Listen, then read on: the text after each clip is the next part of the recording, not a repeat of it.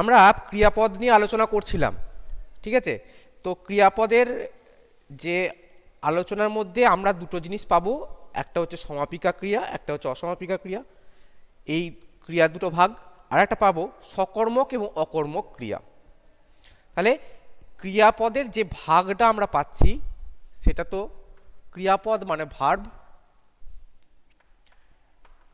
ক্রিয়াপদ। এই ক্রিয়াপদের দুটি ভাগ পাচ্ছি, দেখে নাও। একদিকে হচ্ছে অর্থের প্রকাশের ভিত্তিতে, মানে অর্থ প্রকাশের ভিত্তিতে, মানে অর্থ প্রকাশের উপর ডিপেন্ড করে দুটো ভাগ হচ্ছে, সেটা হচ্ছে সকর্মক, সেটা হচ্ছে সমাপিকা, একটা হচ্ছে অসমাপিকা। ঠিক আছে? দেখো, অর্থের প্রকাশের ভিত্তিতে মানে অর্থ কে কতটা ক্লিয়ারলি সেটাকে প্রকাশ করতে পারছে সেটার উপর দুটো ক্রিয়ার ভাগ হয়ে যাচ্ছে, একটা হচ্ছে সমাপিকা ক্রিয়া, একটা হচ্ছে অসমাপিকা ক্রিয়া। সমাপিকা অর্থের প্রকাশ টোটাল করছে, অসমাপিকা করতে পারছে না, এটা আমরা আগের দিনকে পড়েছি। এরপরে হচ্ছে সকর্মক এবং অকর্মক ক্রিয়া। এবার কর্মের উপস্থিতির ভিত্তিতে, কর্মের উপস্থিতির ভিত্তিতে, মানে কর্মের উপস্থিতির ভিত্তিতে আবার দুটো ভাগে ভাগ হচ্ছে, সেটা হচ্ছে সকর্মক,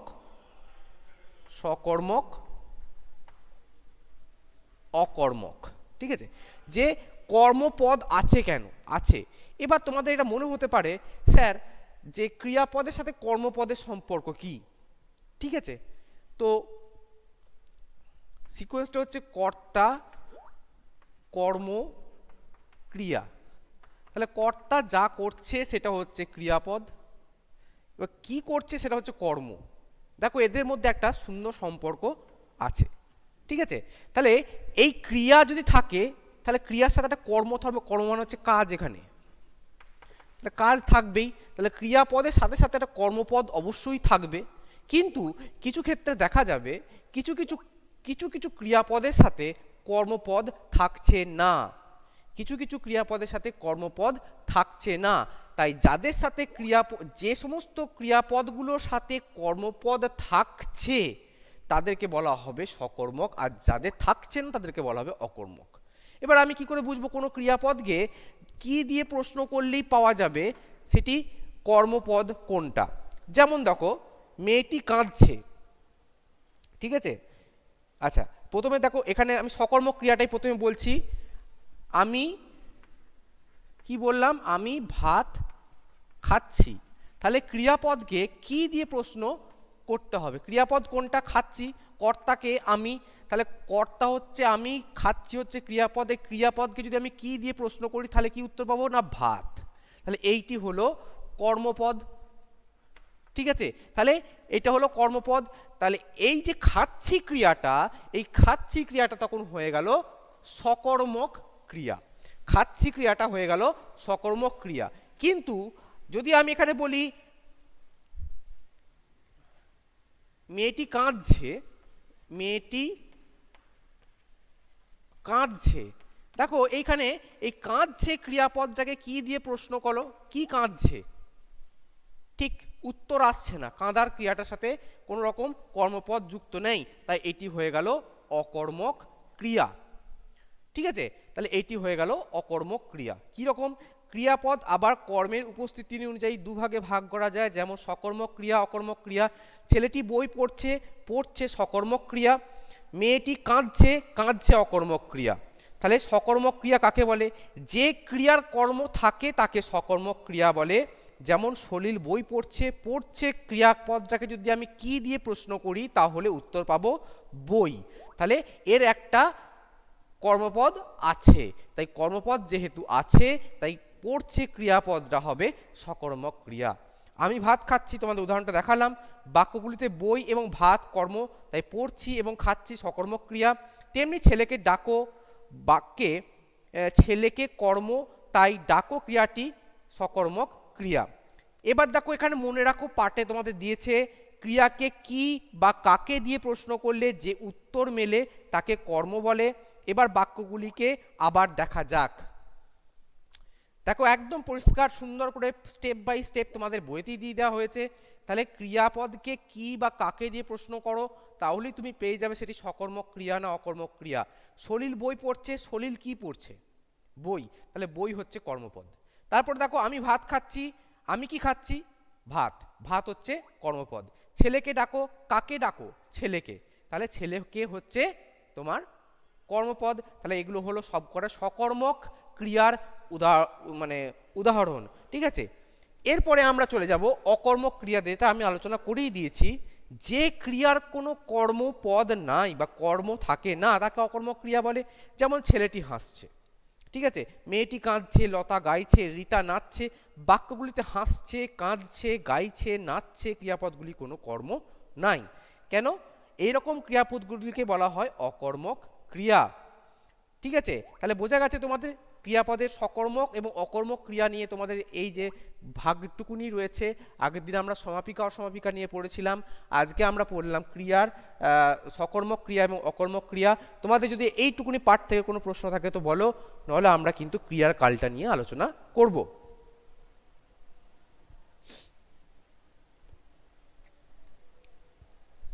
এটা মুছে দিচ্ছি। তাহলে এইটা হলো ক্রিয়াপদের ভাগ, এই চারটে ক্রিয়াপদের ভাগ আমরা পাবো। এবং এটা তোমরা খুব মনোযোগ সহকারে এইটাকে কিন্তু তোমাদের মনে রাখতে হবে এবং খুব ভালো করে বুঝতে হবে, কারণ এটা কিন্তু তোমাদের খুব কাজে লাগবার জিনিস।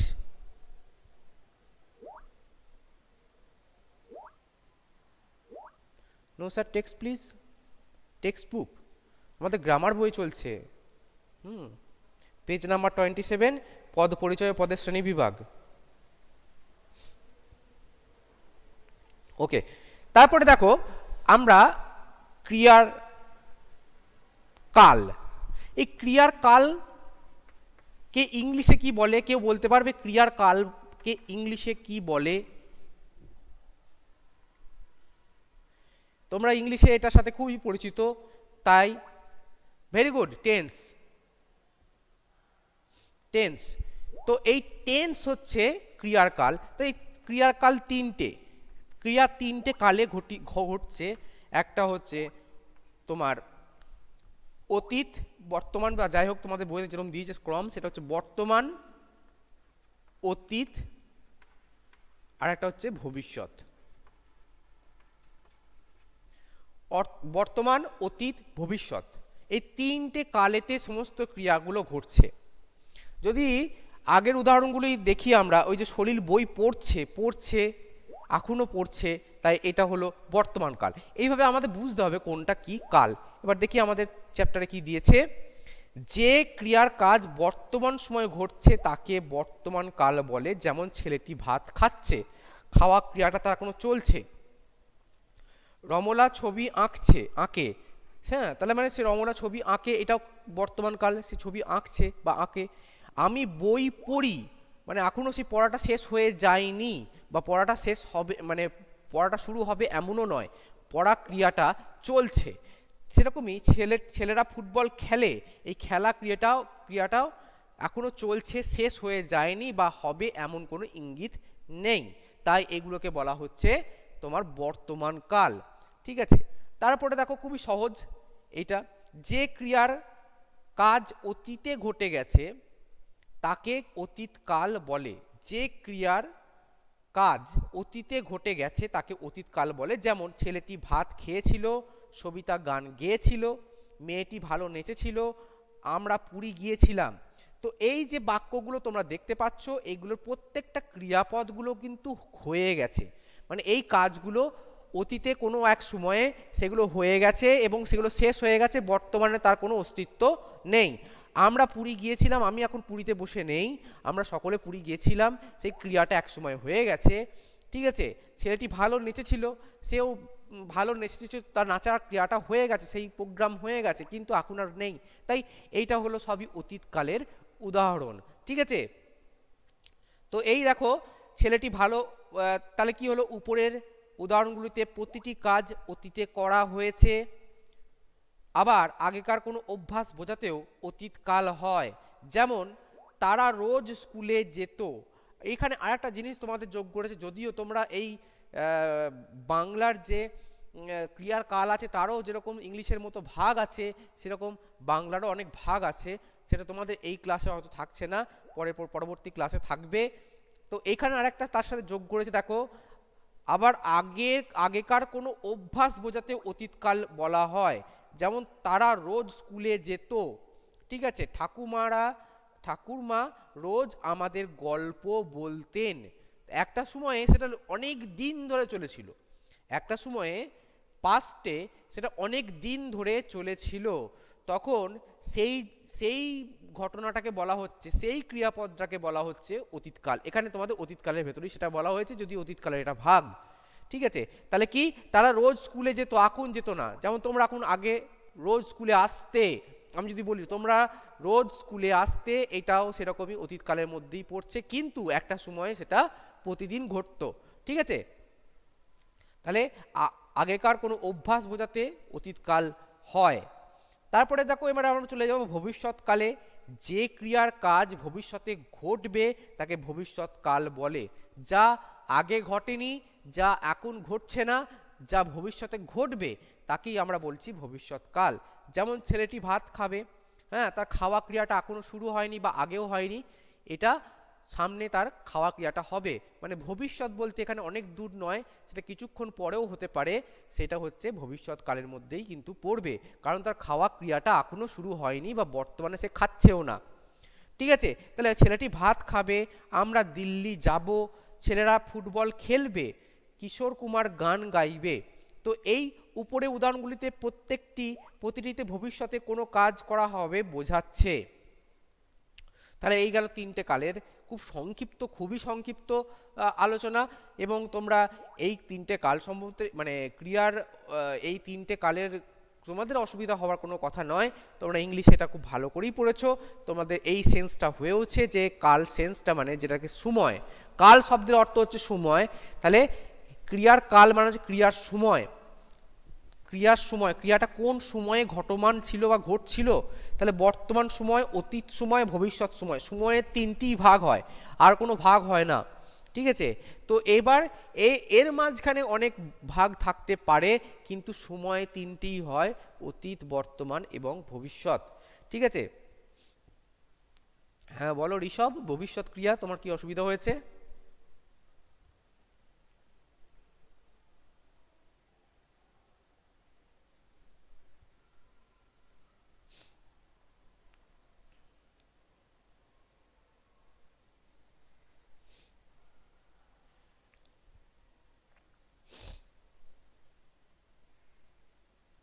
তাড়াতাড়ি উত্তর দাও,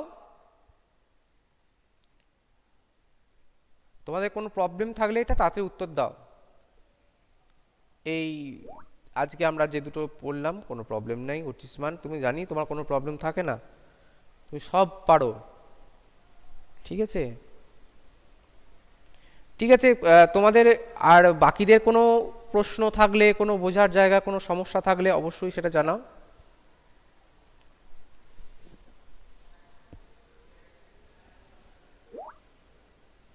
হ্যাঁ, ভবিষ্যৎ ভবিষ্যৎ ক্রিয়া সামনের ঘটনা বোঝায়, ঠিক কি? এবার দেখো আমরা এখানে পড়ছি ভবিষ্যৎ, এখানে পড়ছি ক্রিয়ার কাল। ঠিক আছে, সেটা হচ্ছে বর্তমানকাল, অতীতকাল, ভবিষ্যৎকাল, এটা সময় সম্পর্কে পড়ছি, ক্রিয়ার সাথে কিন্তু যুক্ত এখনো নয়, কিন্তু ক্রিয়ার রূপটা চেঞ্জ হয়ে যায়। যেমন দেখো বর্তমানে যদি আমি বলি পড়া ক্রিয়াটা, সেটা বলছি পড়ছি, সেটা অতীতে কি হয়েছিল, পড়েছিল, সেটা ভবিষ্যতে কি হবে, পড়বে। তাহলে এই যে রূপের পরিবর্তনগুলো দেখতে পাচ্ছি ক্রিয়াপদের, পড়ছি, পড়েছিল, পড়বে, এই তিনটে রূপের যে পরিবর্তন হচ্ছে, এইটা হচ্ছে ক্রিয়ার তোমার এই যে রূপটাকে বলছে, এই পড়ছি ক্রিয়াটাকে তখন কি বলছি, বর্তমানের ক্রিয়া, এটা ভবিষ্যতের ক্রিয়া, এটা সরি অতীতের ক্রিয়া, এটা ভবিষ্যতের ক্রিয়া। কিন্তু আগে আমাদের কালটা সম্পর্কে জানতে হবে, তবে আমরা বুঝতে পারবো তার সাথে রিলেটেড ক্রিয়াপদটা কিভাবে চেঞ্জ হচ্ছে। ঠিক আছে, তো আমাদের এইটাকে বুঝতে হবে যে এই যে ক্রিয়াপদগুলো কিভাবে চেঞ্জ হচ্ছে তিনটে কালের উপরে, সেটাকে আমাদের বুঝতে হবে। এটা কিন্তু তোমাদের অনেক বাক্যের ক্ষেত্রে এটা খুব সহজ একটা উদাহরণ দিলাম, পড়ছি, পড়েছিল, পড়বে, খুব সহজ একটা উদাহরণ, খুব সহজে বোঝা গেল। অনেক সময় হয় অনেক বাক্যের ক্ষেত্রে বোঝাই যায় না সেটা কোন কালে আছে, ঠিক আছে? তো সেইটা ক্ষেত্রে কিন্তু শক্ত হয়ে যায়। তাই এই যে ক্রিয়ার কালের যে কনসেপ্টটাকে সেটাকে খুব ভালো করে বুঝতে হবে। যতটা সহজ বটে কিন্তু এটাকে সহজ করে ততটাই বুঝতে হবে, নাহলে কিন্তু এটা থেকে তুমি পরবর্তীকালে অনেক সমস্যার সম্মুখীন হবে, ঠিক আছে? সমাপিকা ক্রিয়া একটা উদাহরণ দিয়ে বুঝিয়ে দেবেন। আচ্ছা, চন্দ্রলেখা, সমাপিকা ক্রিয়া নিয়ে আমি বললাম যে ক্রিয়া বাক্যে, মানে সমাপিকা ক্রিয়া ছাড়া বাক্য হবে না। ক্রিয়ার সমাপিকা রূপটা যদি না থাকে তাহলে বাক্য হবে না। কারণ কি, সমাপিকা ক্রিয়া সেই ক্রিয়া যে বাক্যটাকে কমপ্লিট করে। বাক্যের কমপ্লিট করতে গেলে, কোনো বাক্যকে তার স্ট্রাকচারটাকে কমপ্লিট করতে গেলে কি দরকার, সমাপিকা ক্রিয়া অবশ্যই দরকার। কিন্তু অসমাপিকা ক্রিয়া সেখানে থাকতেও পারে, না থাকতেও পারে। অসমাপিকা ক্রিয়া থাকতেও পারে, নাও থাকতে পারে, কিন্তু সমাপিকা ক্রিয়া থাকতেই হবে। যেমন আমি আমি বাড়ি গিয়ে ভাত খাবো, আমি একটা ছোট্ট উদাহরণ দিলাম। তো এই উদাহরণে দেখো, আমি হচ্ছে কর্তা, বাড়ি গিয়ে ভাত খাবো, দেখো সব কিছু পেয়ে যাবে।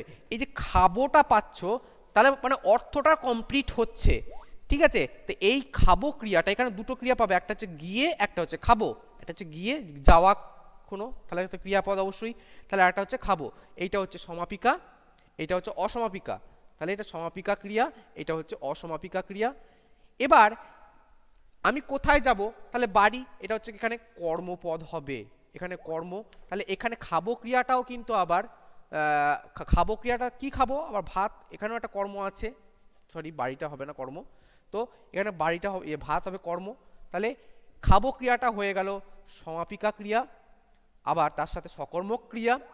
গিয়ে শব্দটা হচ্ছে এখানে অসমাপিকা ক্রিয়া, কারণ আমি বাড়ি গিয়ে বাক্যটা সম্পূর্ণ হচ্ছে না, কিন্তু ভাত খাবো, এই খাবো ক্রিয়াটা যখনই আমি এর সাথে যোগ করলাম তখনই এটার বাক্যটা সম্পূর্ণ হলো। তাই এই খাবো ক্রিয়াটা হচ্ছে সমাপিকা ক্রিয়া, ঠিক আছে? এবার তোমরা তোমাদের অ্যাটেন্ডেন্সটা এখানে সকলে দিয়ে দাও।